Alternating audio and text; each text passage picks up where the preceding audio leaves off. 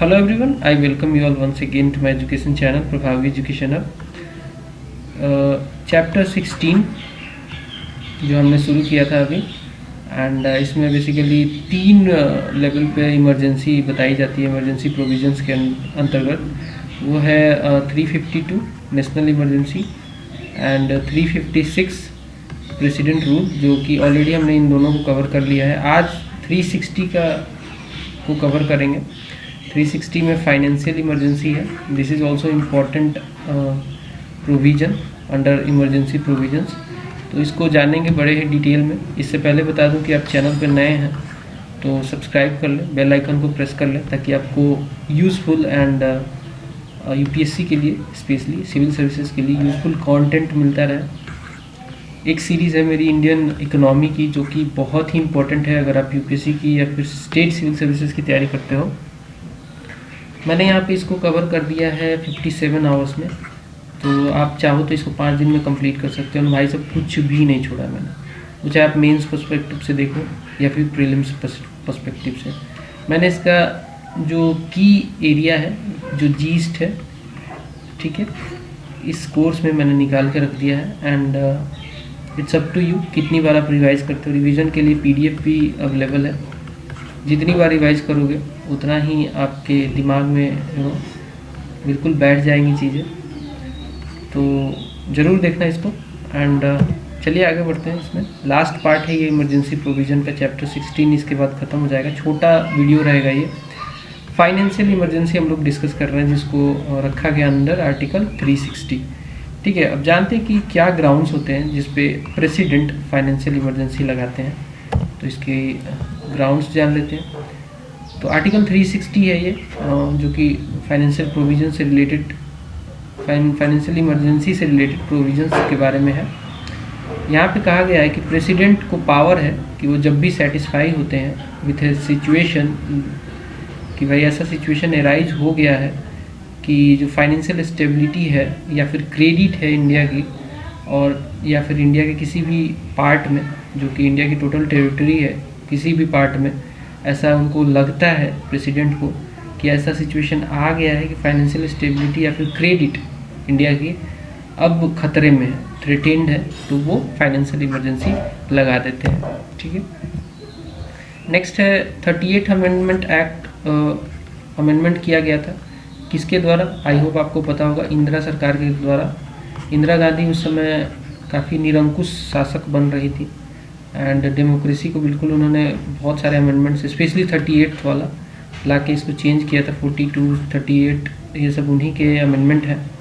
तो ये जो 38th अमेंडमेंट एक्ट 1975 है, ये फाइनेंशियल इमरजेंसी से रिलेटेड जो इसमें अमेंडमेंट हुआ था, इसमें ये अमेंडमेंट हुआ कि जो फाइनेंशियल इमरजेंसी का जो पावर है प्रेसिडेंट का, उसको कहीं भी क्वेश्चन नहीं किया जाएगा। अगर प्रेसिडेंट को लगता है, वो सेटिस्फाई है कि सिचुएशन आ गया है, फाइनेंशियल स्टेबिलिटी खतरे में है और फाइनेंशियल इमरजेंसी लगानी चाहिए, उसको किसी भी कोर्ट में, किसी भी ग्राउंड पे क्वेश्चन नहीं किया जा सकता है। मतलब it is out of judicial review. Judicial review से बाहर कर दिया था इस अमेंडमेंट एक्ट ने। कोर्ट के पास पावर नहीं था, स्पेशली सुप्रीम कोर्ट के पास, कि इसका जुडिशियल रिव्यू कर सके।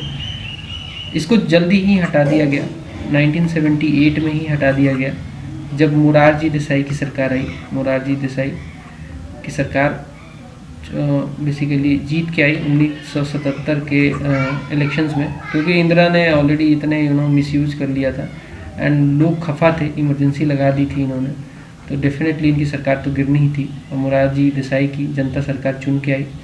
इन्होंने 44वां संशोधन किया और इस प्रोविज़न को हटा दिया। बोला कि जो प्रेसिडेंट का पावर है, जो कि मतलब उनका सेटिस्फेक्शन कहीं ना कहीं जुडिशियल रिव्यू से बाहर नहीं है, कोर्ट चाहे तो जुडिशियल रिव्यू कर सकती है। अब देखिए, पार्लियामेंट्री अप्रूवल चाहिए इमरजेंसी लगाने के लिए, फाइनेंशियल इमरजेंसी के लिए भी चाहिए। एंड इसका ड्यूरेशन क्या रहेगा, इसके बारे में जानते हैं। तो देखिए, दोनों हाउसेस के द्वारा, पार्लियामेंट की दोनों हाउसेस कौन सी हैं? तो लोकसभा है भाई, राज्यसभा है, ठीक है, 2 हाउसेस हैं पार्लियामेंट की। इन दोनों में ये फाइनेंशियल इमरजेंसी का जो डिक्लेरेशन है वो अप्रूव होना चाहिए, जो रिजोल्यूशन है वो अप्रूव होना चाहिए सिंपल मेजोरिटी से, वरना ये लागू नहीं होगा। तो देखिए, जब भी प्रेसिडेंट कह देते हैं, प्रेसिडेंट प्रोक्लेम कर देते हैं कि फाइनेंशियल इमरजेंसी लगा दी गई, मान लीजिए किसी पर्टिकुलर डेट को 30 तारीख को लगा दी गई, इसके 2 महीने के अंदर ही ये काम हो जाना है कि ये लोकसभा और राज्यसभा में दोनों में सिंपल मेजोरिटी से ही इसको पास हो जाना है, तभी ये इफ़ेक्टिव होगा। अदरवाइज़ ये नल एंड वाइड हो जाएगा। अगर पास नहीं किया दोनों हाउसेस ने तो इमरजेंसी, जो फाइनेंशियल इमरजेंसी है, वहीं पे समाप्त हो जाएगी। वैसे केस में मान लीजिए कई बार क्या होता है, लोकसभा डिसॉल्व रहती है, या फिर जब फाइनेंशियल इमरजेंसी को प्रोक्लेम किया गया उस समय उसके 2 महीने के अंदर ही डिसॉल्व हो गई लोकसभा, तो वैसे केस में क्या होगा, क्या ये बिल, क्या ये जो रिजोल्यूशन है चलता रहेगा? तो जी हाँ, चलता रहेगा।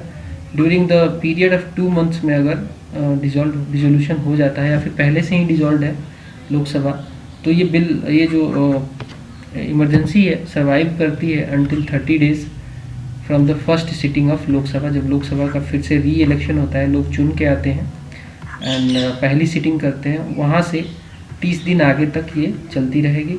एंड इसके बीच में ये लोग पास कर सकते हैं इसको, प्रोवाइडेड कि राज्यसभा ने पहले इसको अप्रूवल दे दिया है। मीन टाइम बीच में ही जो ड्यूरेशन रहा है उसके बीच में राज्यसभा ने इसको अप्रूव किया है, तभी ऐसा हो सकता है, अदरवाइज नहीं हो सकता है। ठीक है, आगे बढ़ते हैं। नेक्स्ट है, there is no maximum period prescribed for its operation. तो जैसा कि प्रेसिडेंट रूल में 3 साल मैक्सिमम था, 3 इयर्स, यहाँ पे कोई पीरियड नहीं है। यहाँ पे फाइनेंशियल इमरजेंसी चलती रहेगी जब तक तो प्रेसिडेंट चाहें, तब तक की फाइनेंशियल इमरजेंसी स्टेट में लगी रहेगी। Then repeated parliamentary approval is also not required for its continuation. मतलब कि प्रेसिडेंट रूल में क्या था कि हर 6 महीने में अप्रूवल चाहिए था। नेशनल इमरजेंसी में भी हर 6 महीने में कंटिन्यूएशन के लिए दोनों सदनों में पास होना चाहिए था। ठीक है, लेकिन यहाँ पे ये नहीं है। यहाँ पे कंटिन्यूएशन के लिए पार्लियामेंट्री अप्रूवल की ज़रूरत नहीं है, ये कंटिन्यू हो सकता है बिना अप्रूवल के। एंड मे बी रिवोक्ड, अगर प्रेसिडेंट चाहें तो भी इसको कभी भी एनी टाइम इसको रद्द कर सकते हैं, इसको ख़त्म, इसको हटा सकते हैं। एंड इसके लिए ये कोई पार्लियामेंट्री अप्रूवल की ज़रूरत नहीं पड़ेगी। सिंपल, अगर प्रेसिडेंट चाहें तो एक दिन रिजोल्यूशन लाएंगे कि भाई now the financial emergency is taken of, हटा दिया गया है, रिवोक्ड। ठीक है, नेक्स्ट। अब जानते हैं कि इफ़ेक्ट्स क्या रहते हैं जब फाइनेंशियल इमरजेंसी लगती है। तो भाई साहब, बिल्कुल जो सेंटर का कंट्रोल है वो स्टेट के फाइनेंशियल मैटर्स में सुप्रीम हो जाता है। देखिए कैसे, एग्जीक्यूटिव जो है सेंटर की, एग्जीक्यूटिव कौन होता है? PM, council of ministers and president and then bureaucracy, ये सब मिलके एग्जीक्यूटिव बनते हैं। एग्जीक्यूटिव जो है सेंटर की, वो डायरेक्शन दे सकती है स्टेट को, टू एनी स्टेट जहाँ पे फाइनेंशियल इमरजेंसी लग रही है, to observe such canons of financial propriety, जो कि इन्होंने अपने डायरेक्शन में बताया है। कैनन्स ऑफ फाइनेंशियल प्रोप्राइटी क्या होता है? मतलब कि जस्ट सेट ऑफ रूल्स कह सकते हैं। Cannons of financial propriety, set of rules for the maintenance of financial stability, set of rules होता है। डायरेक्शंस में ही क्लियरली लिखा जाता है कि आपको ये करना है एंड वो अथॉरिटी को फॉलो करना होता है। तो डायरेक्शंस दिया जा सकता है एग्जीक्यूटिव के द्वारा कि भाई आप ये सेट ऑफ रूल या फिर cannons of financial propriety follow कीजिए, ऑब्जर्व कीजिए। नेक्स्ट जो डायरेक्शन आएगा वो अदर नेचर का भी डायरेक्शन आ सकता है। Such other directions to any state as the president may deem to necessary and adequate for this purpose. मान लीजिए फाइनेंशियल स्टेबिलिटी के लिए प्रेसिडेंट को लगता है कि कुछ और भी डायरेक्शंस हैं जो कि स्टेट को ऑब्जर्व करना चाहिए ताकि इस सिचुएशन से बाहर निकला जा सके, तो वो भी डेफिनेटली उनको ऑब्जर्व करना पड़ेगा। तो जो डायरेक्शंस आएंगी वो उनमें क्या क्या प्रोविज़न रहेगा? तो उनमें प्रोविज़न ये रहेगा कि बेसिकली जो रहता है जनरली कि reduction of salaries and allowance, state के जितने भी लोग काम कर रहे हैं गवर्नमेंट वाले, उनकी सैलरीज या अलाउंस को कम किया जा सकता है। Then reservation of all money bill और other financial bills for the consideration of president. ठीक है, प्रेसिडेंट की कंसिडरेशन के लिए जितने भी बिल हैं वो रखे जाएंगे आफ्टर, मतलब दोनों अगर स्टेट लेजिस्लेटिव असेंबली में पास हो जाता है देन उसको प्रेसिडेंट के कंसिडरेशन के लिए रखना ही रखना है, अगर वो मनी बिल है या फिर अदर फाइनेंशियल बिल है। और प्रेसिडेंट इशू कर सकते हैं directions for reduction of salary and allowances of all और any class of person serving of in the union also. तो ऐसा नहीं है कि जिस स्टेट में फाइनेंशियल इमरजेंसी लगी है वहीं पे ओनली वहीं की सैलरी काटी जा सकती है, यूनियन लेवल पे भी सैलरी काटी जा सकती है, आपका रिडक्शन किया जा सकता है, ठीक है। और जो जजेज हैं सुप्रीम कोर्ट के, हाई कोर्ट के, उनकी भी सैलरी एंड अलाउंस को रिड्यूस किया जा सकता है। शुक्र की बात यह है कि आज तक कोई फाइनेंशियल इमरजेंसी लगी नहीं है हमारी कंट्री में। No financial emergency has been declared so far and although there was a financial crisis in 1991, ठीक है। 1991 वाला फाइनेंशियल क्राइसिस तो आपको पता ही होगा। बैलेंस ऑफ पेमेंट क्राइसिस हो गया था, गल्फ वार भी उसी समय हो गया था। हमारे पास 15 दिन से भी कम का फॉरेन एक्सचेंज बचा हुआ था जिससे कि हम इंपोर्ट कर सकें। ओवरऑल हम लोग बहुत ही बड़े फाइनेंशियल क्राइसिस में थे और हम लोग पहुँचे IMF के पास और IMF ने हमें हेल्प किया वहाँ पे कई सारे कंडीशंस लगा के। लिबरलाइजेशन, प्राइवेटाइजेशन एंड ग्लोबलाइजेशन उसी का पार्ट है। एनीवे ये इकोनॉमिक्स का पार्ट है जहाँ पे मैंने एक्सप्लेन किया इन सब चीज़ों को। आगे बढ़ते हैं। क्रिटिसिज्म भी किया जाता है इमरजेंसी प्रोविजंस का, तो किस ग्राउंड पे किया जाता है क्रिटिसिज्म इमरजेंसी प्रोविजंस का वो जान लीजिए।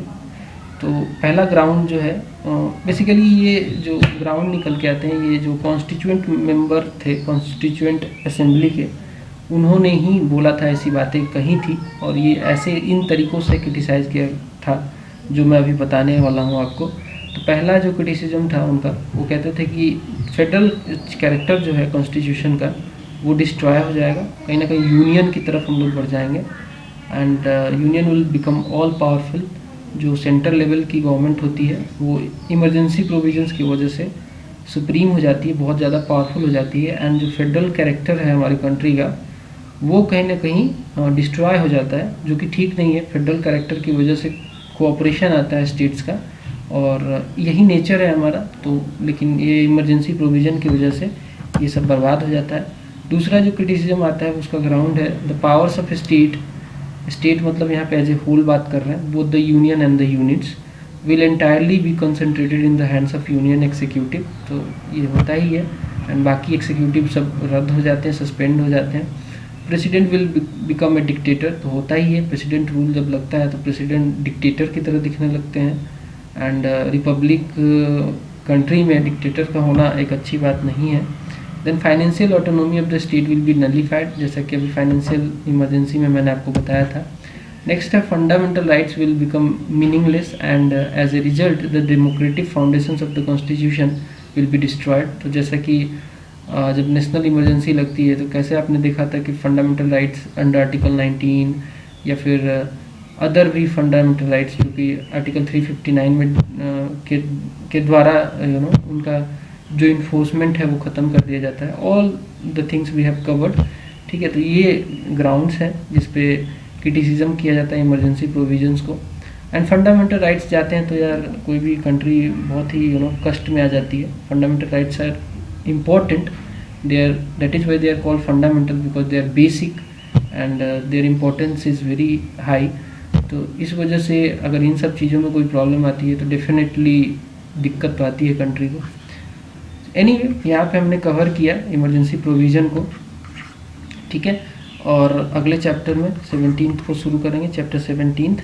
इससे पहले स्टिल अगर आपने सब्सक्राइब नहीं किया तो सब्सक्राइब कर लो, बेल आइकन को प्रेस कर लो। मिलते हैं अगले वीडियो में, तब तक के लिए नमस्कार।